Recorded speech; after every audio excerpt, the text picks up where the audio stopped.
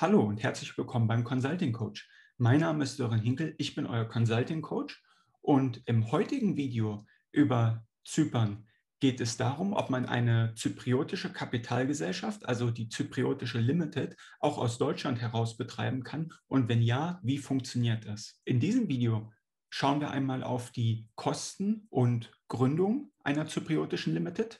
Darüber habe ich letzte Woche schon ein Video gemacht, in dem ich 40 Minuten die Do's und Don'ts einer zypriotischen Limited erkläre. Heute, kurz zusammengefasst, schauen wir uns das Ganze nochmal an. Danach erkläre ich euch die sogenannten Stolpersteine, die euch beim Betreiben einer zypriotischen Limited aus Deutschland heraus auf euch warten. Und zwar die CFC-Rules, sprich die Außensteuergesetze. Wir gehen auf das Steuerthema allgemein ein, wie man diese Stolpersteine in der Praxis dann ja umsegeln oder umschiffen kann, sprich umgehen kann. Und wir schauen uns einmal an, was sind denn die realistischen Kosten, um mit so einer zypriotischen Limited aus Deutschland heraus überhaupt compliant zu sein. Was gibt es dann noch zu beachten? Und ich gebe euch dann am Ende des Videos einfach meine Praxisempfehlung. Fangen wir an. Wie auch im letzten Video der zypriotischen Limited aus Zypern heraus, nehmen wir auch in diesem Video wieder einen speziellen Blickwinkel ein. Der Blickwinkel diesmal ist etwas anders, und zwar: Du bist Besitzer oder möchtest gern Besitzer einer zypriotischen Limited werden. Du wohnst im Gegensatz zum letzten Video, wohnst du diesmal in Deutschland und bist auch voll in Deutschland steuerpflichtig.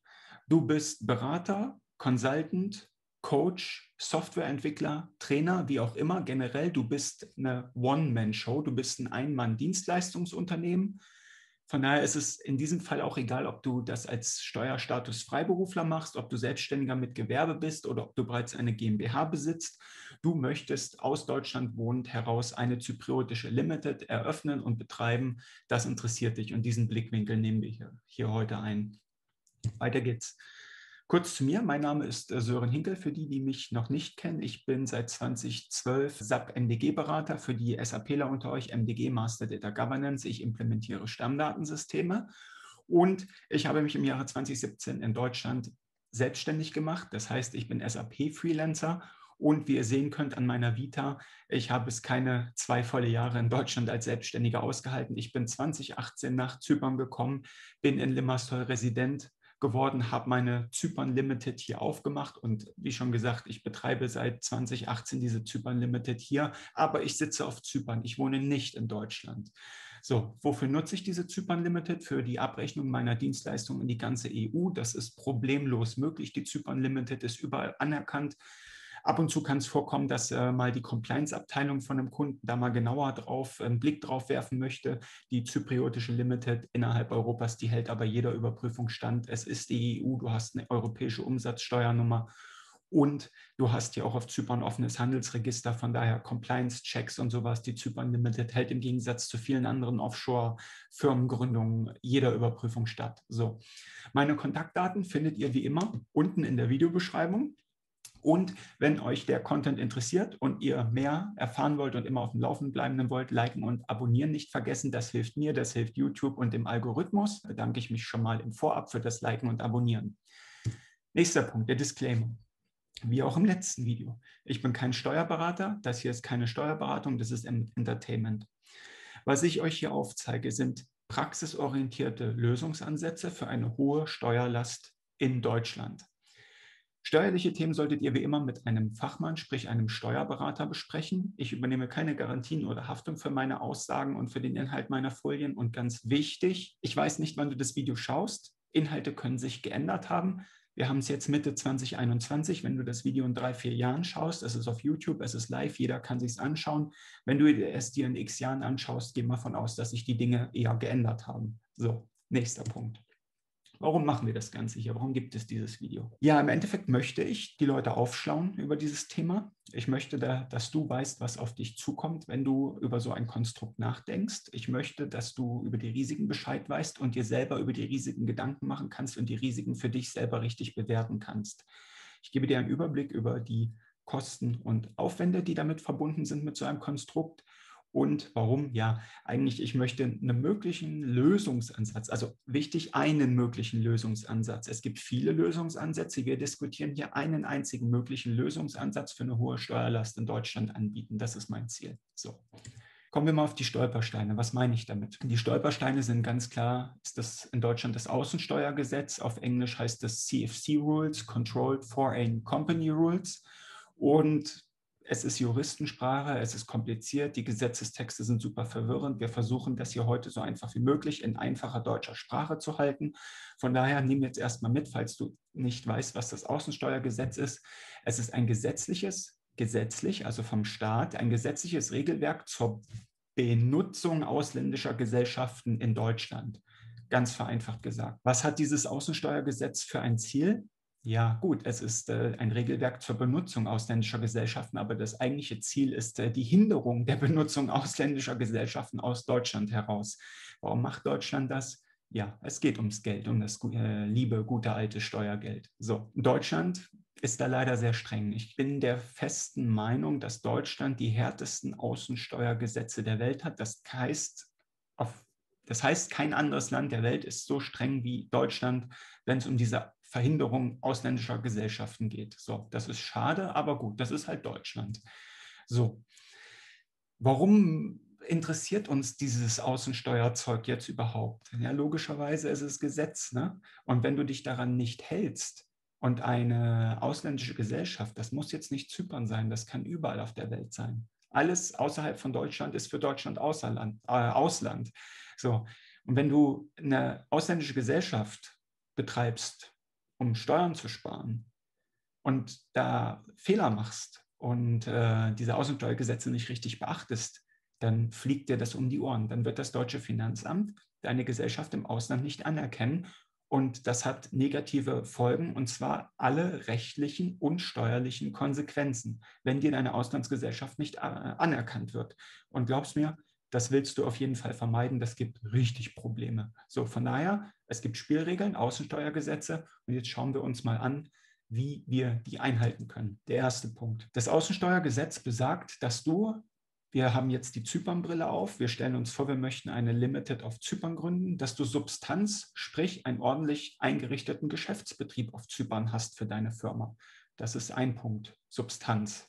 Der nächste Punkt ist das Management und Control, auf Deutsch gesagt, die Geschäftsführung nicht von dir aus Deutschland heraus stattfindet, sondern die Geschäftsführung muss dann von Zypern aus heraus hier vor Ort geführt werden. Das ist der nächste Punkt, den du beachten musst. Substanz und Geschäftsführung in Zypern und aus Zypern heraus. Und der nächste Punkt ist dann für dich als Privatperson in Deutschland wichtig. Du musst Anteile als Gesellschafter einer ausländischen Kapitalgesellschaft in Deutschland melden. Und zwar, wenn du mehr als 10% der Gesellschaft besitzt oder wenn die Gesellschaft mehr als 80.000 Euro Gewinn pro Jahr macht.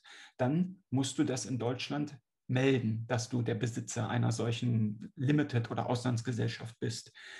Die Meldepflicht kann man umgehen mit irgendwelchen Holding-Konstrukten, aber das umgeht halt auch nur die Meldepflicht, die Steuerpflicht etc. Das ist ein anderes Thema. Nimm es jetzt einfach erstmal so mit. Du musst es melden. Wir wollen es ja möglichst einfach halten. Und der nächste Punkt ist, wenn du so eine zypriotische oder ausländische Gesellschaft betreiben möchtest und das Finanzamt dich mal fragt, warum du das eigentlich machst, dann darf der Grund dafür niemals Steuern sparen sein. Also man glaubt es kaum, aber das deutsche Finanzamt erkennt keine Auslandsgesellschaft an, die unter dem Deckmantel Steuern sparen gegründet wurde. Also Steuern sparen ist kein Grund, eine Auslandsgesellschaft zu gründen. Das fliegt dir um die Ohren.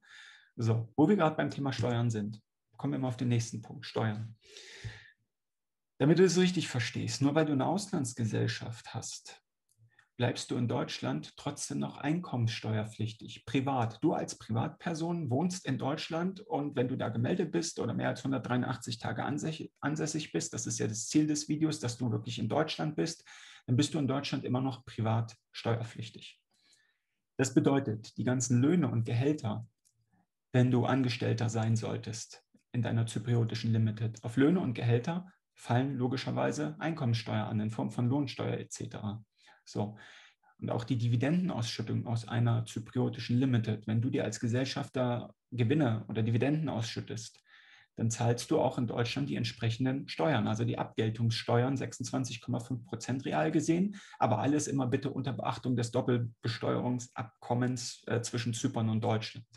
und auch deine Sozialversicherungsabgaben bleiben in Deutschland bestehen, weil du bist in Deutschland, du bist zwar in einer zypriotischen Limited angestellt, aber du wohnst in Deutschland. Das wird alles nach deutschem Recht gehandhabt. So. Hingegen die Körperschaftssteuern, das ist ja von der Kapitalgesellschaft, von der zypriotischen Limited. Die Körperschaftssteuer, Corporate Tax auf Englisch, die bleibt natürlich logischerweise auf Zypern. Und die Dividendensteuer, die sogenannte Withholding Tax, so heißt das auf Englisch, die bleibt auch auf Zypern.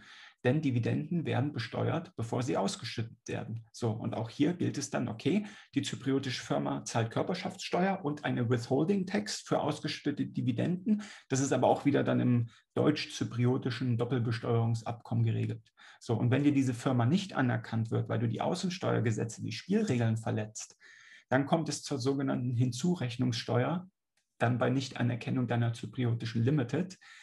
Glaub's mir, das willst du vermeiden. Das willst du vermeiden. Also wenn das nicht anerkannt wird und die dir die Hinzurechnungssteuer dann andichten wollen, das ist das schlimmste Szenario, was dir passieren kann. Deshalb machen wir das Video, damit das alles legal aufgebaut ist und dir das deutsche Finanzamt nichts nachweisen kann, also damit das alles wasserdicht ist und du auf gar keinen Fall dann mit deiner zypriotischen Limited in Deutschland in die Hinzurechnungsbesteuerung kommst. Das ist dein finanzieller Todesstoß. So, von daher, nächster Punkt, die Stolpersteine. Die Stolpersteine, die man unbedingt umgehen sollte. Und zwar der erste Stolperstein ist, wenn du dann eine zypriotische Limited gründest. Agent Service, don't go Agent Service bedeutet, Agent Service ist in diesem Fall der zypriotische Steuerberater oder die zypriotische Steueragentur.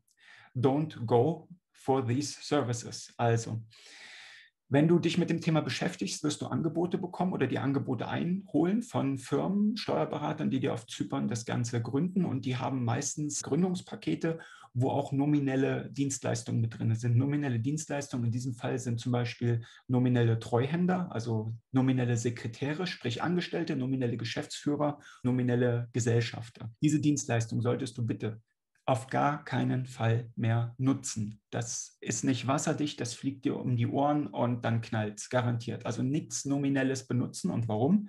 Weil erstens der CV, der Lebenslauf, wenn du einen nominellen Geschäftsführer eingestellt hast, der dir dann dieses Management und Control, sprich die Geschäftsführung vor Ort auf Zypern sichert, dann kann das durchaus möglich sein. Also dieses Gespräch hatte ich hier mit meinem Steuerberater auf Zypern auch. Der hat mir das quasi alles erzählt und erklärt. Und ich übertrage das jetzt mal auf Deutschland, weil Deutschland ist dann noch viel strenger. Wenn das deutsche Finanzamt dann zu dir ankommt und sagt, okay, Herr XYZ, Sie betreiben diese zypriotische Limited, Sie haben dann einen Geschäftsführer eingestellt, schicken Sie uns mal bitte den Lebenslauf von dem Geschäftsführer. Und der Geschäftsführer, meistens bei diesen nominellen Treuhänder-Services, das sind Anwälte. So. Und dann prüft das deutsche Finanzamt und sagt, okay, Sie haben einen Geschäftsführer eingestellt. Das ist vielleicht sogar der einzige Angestellte in dieser Firma, den du hast. Dann prüfen die den Lebenslauf. Okay, der ist Anwalt. Sie sind eine IT, eine Dienstleistungsfirma. Jetzt nehmen wir mal Beispiel SAP-Beratung. Sie haben jetzt 200.000 Euro erwirtschaftet dieses Jahr mit Ihrer SAP-Beratungsdienstleistung. Wer hat denn das gemacht? Der Geschäftsführer, der eigentlich Anwalt ist? Wohl kaum. Das waren Sie. So argumentiert das deutsche Finanzamt, und im Endeffekt haben Sie auch recht damit. So, beim Sekretär, beim Angestellten ist genau dasselbe. Okay, du kannst sagen, okay, du hast einen nominellen Geschäftsführer eingestellt, der kostet, kommen wir später noch zu, der ist Anwalt, okay, ist wasserdicht, und du sagst, okay, dann nehme ich mir eine Angestellte oder einen Angestellten, einen Sekretär mit rein. Dasselbe Spiel, der Lebenslauf. Der Sekretär oder der Angestellte, was hat der für einen Lebenslauf? Wenn der keinen IT-Lebenslauf hat und du eine IT-Beratungsfirma hast, fliegt dir das wieder genauso um die Ohren. Wer hat die Umsätze in der Firma reingebracht? Das sind die Fragen, die du dann beim Finanzamt nicht beantworten kannst, und schwupp knallt's. So, das ist ein Punkt. Beim Gesellschafter ist es unkritisch. Gesellschafter kann ja theoretisch jeder sein. Aber der zweite Punkt ist, hier steht auch die Anzahl der betreuten Firmen. Zypern hat ein offenes Handelsregister. Die Direktoren sind bekannt. Wenn du so einen nominellen Treuhänder, so einen nominellen Geschäftsführer hast und der in 20 anderen Firmen auch nomineller Geschäftsführer ist, kriegt das Finanzamt das raus. Das wirkt unglaubwürdig. Buff, knallt's wieder. Von daher bitte keine Treuhänder-Services benutzen. Nächster Punkt. Virtuelles Office und Fake-Adressen. Sehr oft werden dir auch virtuelle Büroräume angeboten oder Gemeinschaftsbüroräume, wo du dich offiziell einmieten kannst, um die Substanz zu schaffen. Das bedeutet, einen offiziell eingerichteten Büroraum, Geschäftsbetrieb mit fester Adresse etc. zu haben. Und diese virtuellen Offices, Das sind Meldeadressen und also ich habe es hier Virtual Offices und Fake-Adressen genannt. Das sind Adressen, die von diesen Steueragenturen bereitgestellt werden, wo du davon ausgehen kannst, dass wieder sehr viele Leute auf diesen Adressen sitzen. Und es gibt ein offenes Handelsregister, wie ich es erwähnt habe. Das heißt, das deutsche Finanzamt kann herausfinden, wie viele Firmen auf einer Adresse sitzen und die haben Google Maps. Die sind nicht blöd. Die Google Mappen, schönes Wort, die Google Mappen die Adresse. Und wenn das dann auf irgendeinem Acker in Paphos ist, wo ein kleines Haus steht und ringsherum nur Bananenplantagen sind, die sind nicht blöd, die werden wissen, dass das eine Fake-Meldeadresse ist und schwupp, kollabiert wieder alles und dann gibt es links und rechts ein paar in die Backen und eine ausländische Gesellschaft wird nicht anerkannt. Deshalb die Frage, wie macht man es dann richtig? Naja, Substanz, gerade ansatzweise schon erklärt. Was ist das eigentlich? Substanz bedeutet, du hast ein eigenes Büro vor Ort, wo am besten keine andere Firma gemeldet ist. Und Substanz bedeutet auch, dass deine Firma Verbrauchsrechnung auf Zypern erzeugt. Das bedeutet Verbrauchsrechnung, Strom, Wasser oder Internet. Handy funktioniert nicht, aber ein eingerichteter Bürobetrieb, am besten dein Büro als einzig offizielle registrierte Firma auf dieser Adresse und eine Verbrauchsrechnung, sei es Strom, Wasser oder Internet. Es ist immer ein Oder dazwischen, kein Und. Also entweder Strom oder Wasser oder Internet. Im Endeffekt liegt es immer im Ermessensspielraum des Finanzamtes, sprich des Finanzbeamten, der deine Firma überprüft, ob ihm das ausreicht. Es kann sein, dass er sagt, ja okay, Sie haben ein eigenes Büro vor Ort, keine andere Firma dort gemeldet, schicken Sie trotzdem mal bitte ein paar Fotos von der Büroeinrichtung.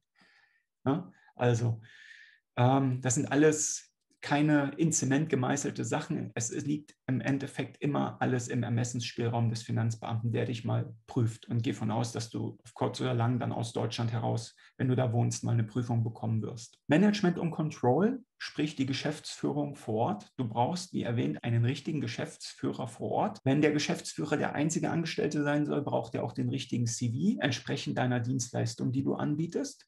Der Geschäftsführer braucht ein ortsübliches Gehalt, so heißt das. Oder wenn du einen Angestellten hast, eigentlich dasselbe Spiel, der muss auch wieder einen passenden Lebenslauf haben und ein ortsübliches Gehalt beziehen. So, noch ein Hinweis. Und zwar, das ist ein Bonus, ein Leckerli. Du kannst natürlich alleiniger Gesellschafter deiner zypriotischen Limited sein. Das heißt, du sitzt in Deutschland und bist 100% Eigentümer deiner Zypern Limited. Als kleiner Bonus, der quasi den Misstrauensverdacht des Finanzbeamten in Deutschland so ein bisschen weich werden lassen könnte, ist, wenn du noch einen lokalen Eigentümer, sprich einen lokalen Gesellschafter mit x% Beteiligung in deiner Limited hast. Das heißt, als Beispiel, du hast hier jemanden, der auf Zypern sitzt, hier ansässig ist, alles sauber und compliant ist und der hat, sagen wir mal, 10%, 5%, x% Beteiligung an deiner Firma. Das stellt einen lokalen Bezug her und du kannst sagen, hey, guck mal, Steuern sparen ist kein Grund. Ich habe auch einen Geschäftspartner vor Ort. Also das härtet quasi das Außendarstellungsbild deiner Firma gegenüber einem gegenüber einem deutschen Finanzbeamten. Das stellt einen lokalen Bezug her. Okay, genug erzählt. Kommen wir mal zu den Kosten. Hat er versprochen, dass wir uns auch die Kosten anschauen. Was sind denn die Kosten für diese sogenannte Compliance, damit dir das Ganze nicht um die Ohren fliegt? Naja, du brauchst auf Zypern ein vernünftiges Büro, um diese Substanz herzustellen. Und der Preis dafür beträgt so ca. 300 bis 500 Euro pro Monat. Je niedriger der Preis ist, also wenn du jetzt bei diesen Steueragenturen bist, je niedriger der Preis ist, desto mehr Firmen sitzen auf der Adresse. Das ist einfach Kosten-Nutzen-Rechnung, logischerweise. Diese virtuellen Büroräume, von denen ich dringend abrate, die gibt es schon für 250 oder noch weniger. Aber wie schon gesagt, bitte mach dir ein vernünftiges Büro an einer vernünftigen Adresse. Wenn du dazu Fragen hast, ich kann dir da gerne helfen, aber rechne mal Büroräume 300 bis 500 Euro pro Monat und je teurer der Büroraum ist, desto sicherer kannst du dir sein, dass du der Einzige bist, der da sitzt. Einfach Kosten-Nutzen-Rechnung. Die Verbrauchsrechnung. Bei einer Verbrauchsrechnung, ja, da sind wir ungefähr ca. 50 Euro pro Monat. Ich habe es ja erwähnt, Strom, Wasser oder Internet. Rechne mal mit 50 Euro pro Monat und die Verbrauchsrechnung muss logischerweise auf deinen Firmennamen sein. Das ist aber eigentlich das kleinste Problem. Das ist ein No-Brainer. Die Verbrauchsrechnung muss aber da sein. Wenn die fehlt, dann kann auch wieder der Adressnachweis deiner Firma nicht geliefert werden. Dann kann die Adresse angezweifelt werden. Also Es ist nicht hier entweder oder, sondern es muss alles da sein. So. Der nächste Punkt ist dann wieder der Geschäftsführer, auf Englisch der Direktor vor Ort, wegen der Geschäftsführung und Management und Kontrolle vor Ort.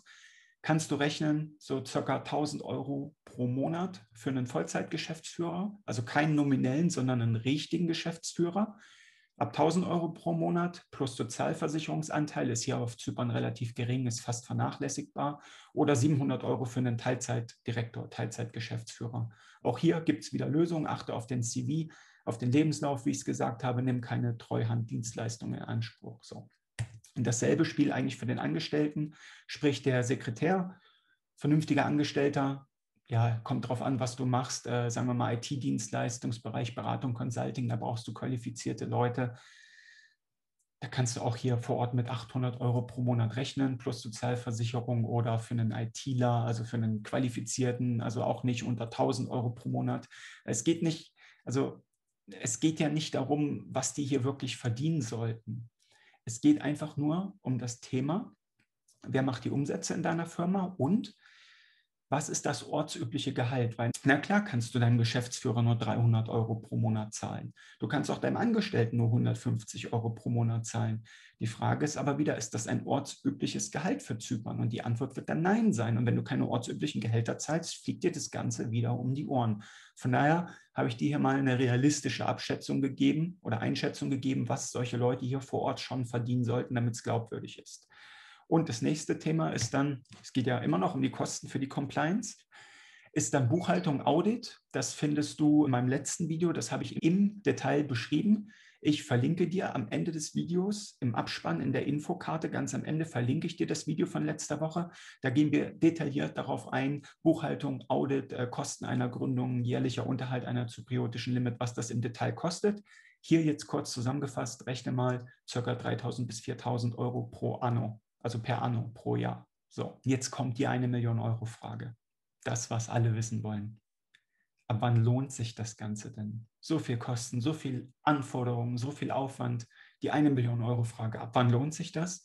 Und ich kann dich beruhigen, es lohnt sich schon weit unter 1.000.000 Euro. Stand jetzt Mitte 2021, lohnt es sich ab 150.000 Euro Gewinn vor Steuern in Deutschland.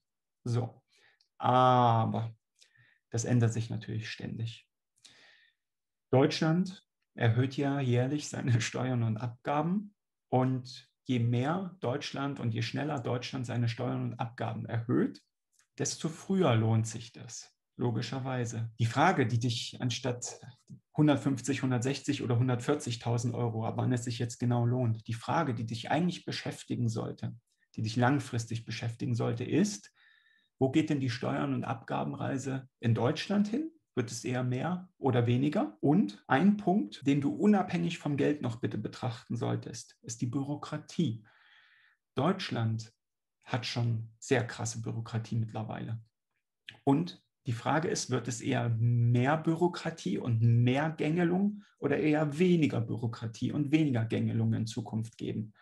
Ich kann dir sagen, auf Zypern wirst du in Ruhe gelassen. Ich bin seit 3 Jahren hier. Ich habe keine Probleme mit Behörden. Alles läuft sauber. Die Bürokratie in Zypern lässt dich in Ruhe, wenn du das möchtest. So, ich kann dir ein Beispiel geben. Als ich in Deutschland als Freelancer angefangen habe, habe ich Versicherungen abgeschlossen und die als Betriebskosten abgesetzt. Und keine 3 Wochen später hatte ich nach Gründung meiner Firma die erste Umsatzsteuer-Sonderprüfung vom Finanzamt im Haus, weil ich diese Versicherungskosten nicht hätte direkt als Betriebskosten in der Firma angeben dürfen. So. Das ist nur ein Beispiel aus Unwissenheit. Also in Deutschland, ich war 3 Wochen Freelancer und dann hatte ich schon die erste Umsatzsteuer-Sonderprüfung. Das alles zum Thema Bürokratie in Deutschland. Hatte ich jemals eine Umsatzsteuer-Sonderprüfung oder irgendeine Sonderprüfung oder irgendwas auf Zypern in 3 Jahren nicht ein einziges Mal? Das meine ich damit, dass du auf Zypern in Ruhe gelassen wirst. Und das ist Gold wert. Wirklich. Jeder, der schon mal vom deutschen Staat gegängelt wurde, der weiß, was ich damit meine. Du wirst in Ruhe gelassen, du kannst dich auf dein Business fokussieren und das ist fast unbezahlbar. Okay, so, eine Sache noch bitte beachten. Ich habe es vorhin erwähnt, du kannst dir einen lokalen Gesellschafter mit reinholen.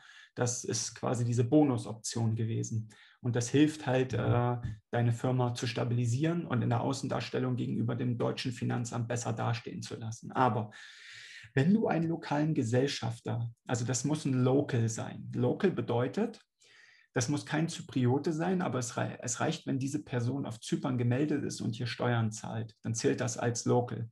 So, und dieser lokale Gesellschafter bekommt dann bei einer Dividendenausschüttung auch seine Anteile. Ich habe es jetzt hier mal in einem Beispiel veranschaulicht. Nehmen wir mal an, du hast 80% Anteile deiner Firma und dem lokalen Geschäftsführer gibst du 20% Anteile an deiner Firma. Und jetzt hat deine Firma ein gutes Jahr hingelegt und schüttet 100.000 Euro Gewinn nach Steuern aus. Bitte beachten, Dividenden werden immer nach Steuern ausgeschüttet. Viele Leute denken, okay, ich habe jetzt Jahresende 100.000 Gewinn in der Firma und bevor ich da jetzt auf die 100.000 die Steuern zahle, dann schütte ich mir das Geld vorher aus und dann hat die Firma null und dann zahle ich keine Steuern. Nein, das ist Quatsch. Dividenden werden erst besteuert und dann kannst du sie dir ausschütten. Also die Firma schüttet in diesem Beispiel dann 100.000 Euro nach Steuern aus und durch die Anteile bekommst du 80.000 Euro und dein lokaler Geschäftsführer bekommt 20.000 Euro, weil dir gehört 80% der Firma, ihm gehört 20% der Firma, ihr schüttet eine Summe aus und ihr werdet anteilig bezahlt. Okay, bedeutet das jetzt, dass wenn ich jetzt hier so ein Local in meiner Firma habe, dass das quasi Kosten für mich sind? Also der bekommt ja immer Geld, das will ich ja gar nicht. Gibt es denn da Lösungen? Ja, natürlich gibt es Lösungen, aber diese Lösung muss man in Ruhe besprechen. Das ist jetzt kein Thema für YouTube. Wenn du bei sowas Hilfe brauchst, also wenn du Hilfe brauchst bei Substanz, Geschäftsführung vor Ort, Geschäftsführer mit einem vernünftigen CV, die einer Überprüfung standhalten, oder wenn du dir bei diesem Thema Steuerberater etc. noch unsicher bist, sprich mich gerne an. Es gibt für alles Lösungen. So,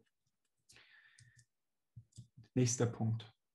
Du solltest auch niemals Geschäftsführer deiner eigenen Firma auf Zypern sein. Warum? Weil dann Management und Kontrolle, die Geschäftsführung in Deutschland liegen. Das hast du ja, glaube ich, mittlerweile gelernt und verstanden, dass das fatal wäre. Also wenn du dich selber als Geschäftsführer deiner eigenen zypriotischen Limited einträgst und voll in Deutschland steuerpflichtig bist und wohnst, da kannst du dir selber links und rechts gern ein paar in die Backen hauen, weil wenn du es nicht tust, wird es der Finanzbeamte für dich machen. Von daher niemals Geschäftsführer seiner eigenen Auslandsgesellschaft sein. Okay, nächster Punkt. Ich weiß, die Liste ist lang, aber im Fazit werde ich euch meine Best Practices dazu geben. So, bitte beachten.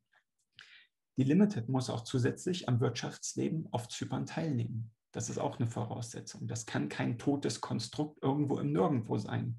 So, was heißt das am Wirtschaftsleben teilnehmen? Naja, du kannst zum Beispiel IT- oder Beratungsdienstleistungen hier vor Ort auf Zypern einkaufen oder du kannst hier vor Ort Freelancer beschäftigen, die einfach eine wirtschaftliche Aktivität dieser Firma widerspiegeln. So. Und auf Zypern ist das sehr gut möglich, weil Zypern ist zwar klein, aber Zypern lebt. Zypern hat einen Markt, hier findet wirtschaftliche Aktivität statt.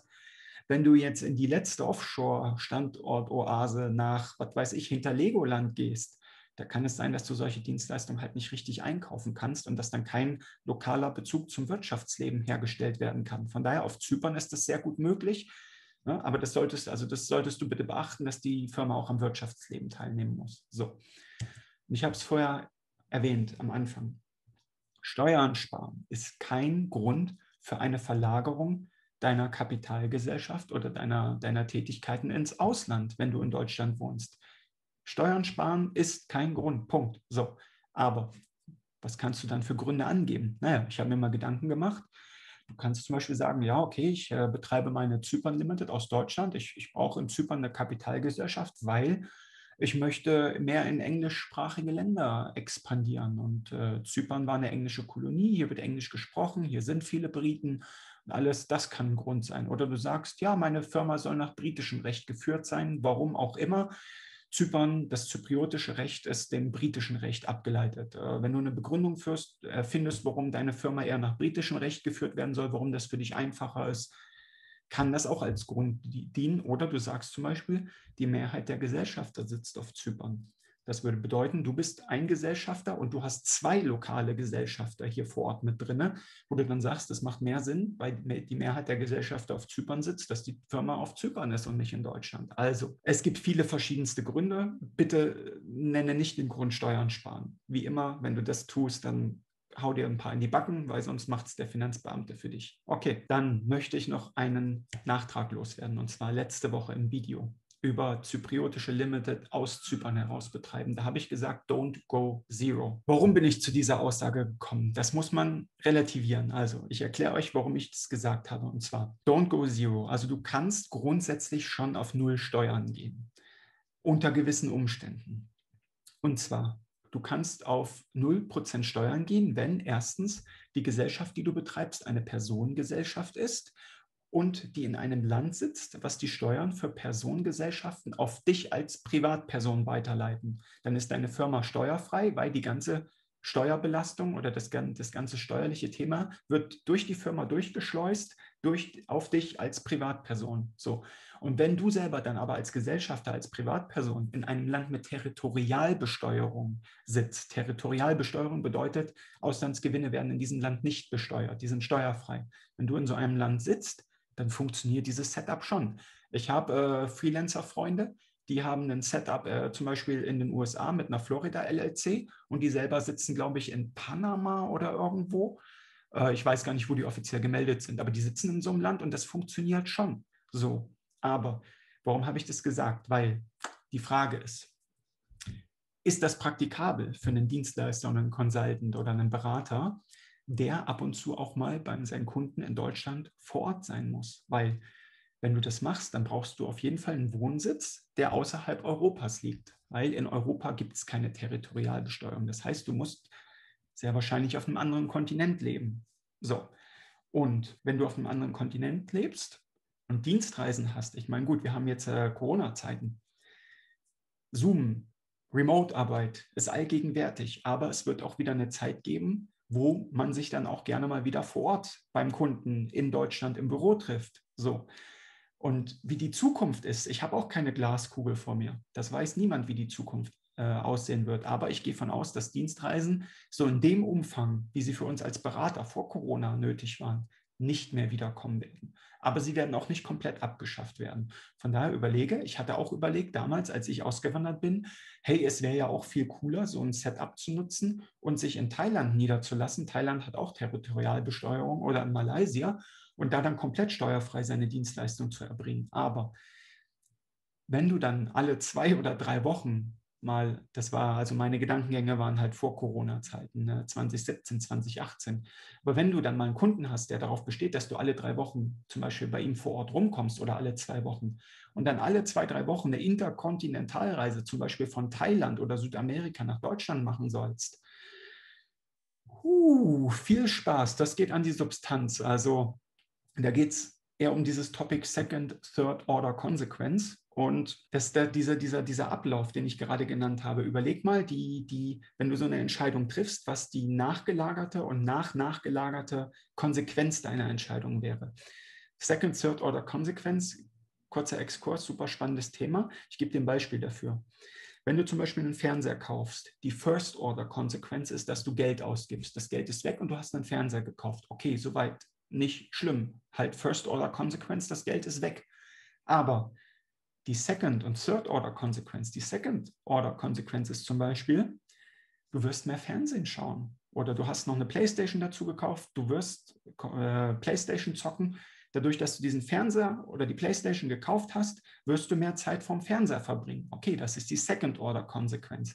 Die Third-Order-Konsequenz ist, okay, wenn du mehr Zeit vorm Fernseher verbringst, wirst du eventuell fauler, unproduktiver, ungebildeter oder schlimmstenfalls du verschwendest einfach nur deine Zeit. So, das hat dann wieder weitere Konsequenzen. Deshalb Second, Third, Fourth, Fifth Order Konsequenz. Generell fürs Leben. Ich würde mir immer versuchen, solche Gedanken zu machen, was passiert, wenn, und dann die darauf folgenden Konsequenzen, die so eine Entscheidung beinhaltet. Und das ist genauso mit diesem, was ich jetzt hier erklärt habe. Perfektes Beispiel. Ich will es nicht nochmal wiederholen. Mach dir bitte Gedanken, was deine Entscheidungen für Auswirkungen auf dein Leben haben. So.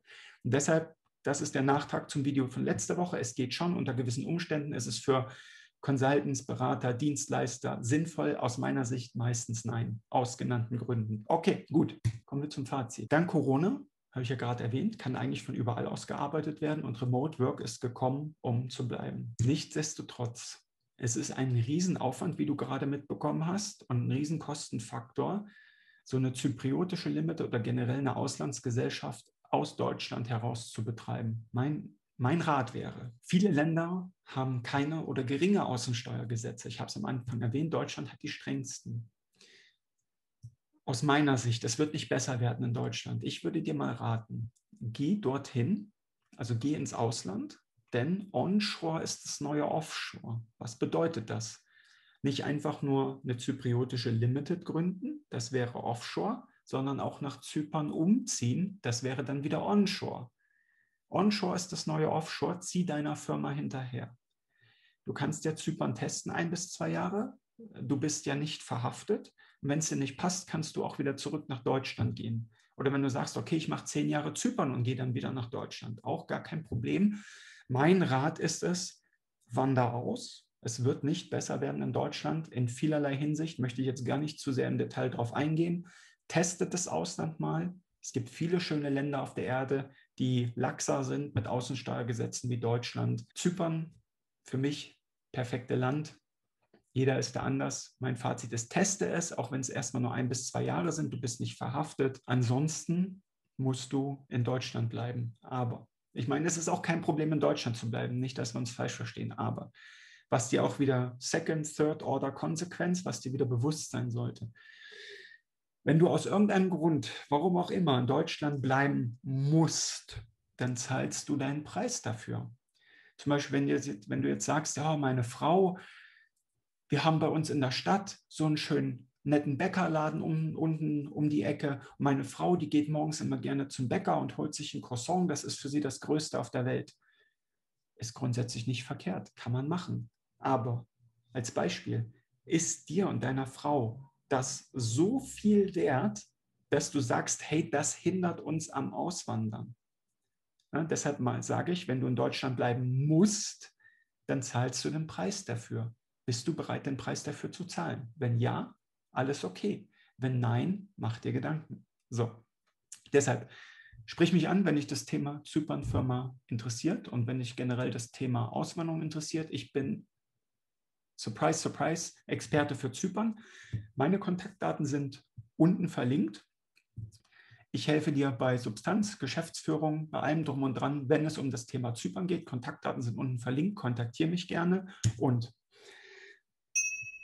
liken und abonnieren bitte nicht vergessen. Kontaktiere mich, wenn du so ein Setup aufbauen willst. Substanz, Management, Control, Steuerberatung auf Zypern. Ich habe da Kontakte, Praxiserfahrung. Wenn es dich nach Zypern verschlägt, melde dich gerne und ich bin mir sicher, wenn du dich an das, was du hier jetzt im Video gesehen hast, hältst, dann bist du 100%ig auf der Gewinnerstraße. Also gut, es gibt keine 100% Garantien im Leben, gibt es nirgendwo. Aber wenn du dich jetzt an dieses Guideline hältst, du bist jetzt aufgeschlaut, du weißt, was auf dich zukommt, wenn du dich daran hältst und das sauber spielst, dann ist das schon ein Erfolgsgarant. Aber wenn du sagst, okay, auswandern, dann bitte kontaktiere mich. Von daher, das Video endet jetzt. Wir sind über 30 Minuten. Like und abonnieren nicht vergessen. Mein Name ist Sören Hinkel. Ich bin dein Consulting Coach. Ich helfe dir mit dem Zypern-Thema, wie bereits erwähnt, und würde mich freuen, wenn du mich über meine Kontaktdaten, die unten in der Videobeschreibung verlinkt sind, kontaktierst, wenn du Fragen hast. Von daher, das war's von meiner Seite. Ich wünsche dir noch einen schönen Tag und ich hoffe, wir hören voneinander. Mach's gut. Ciao.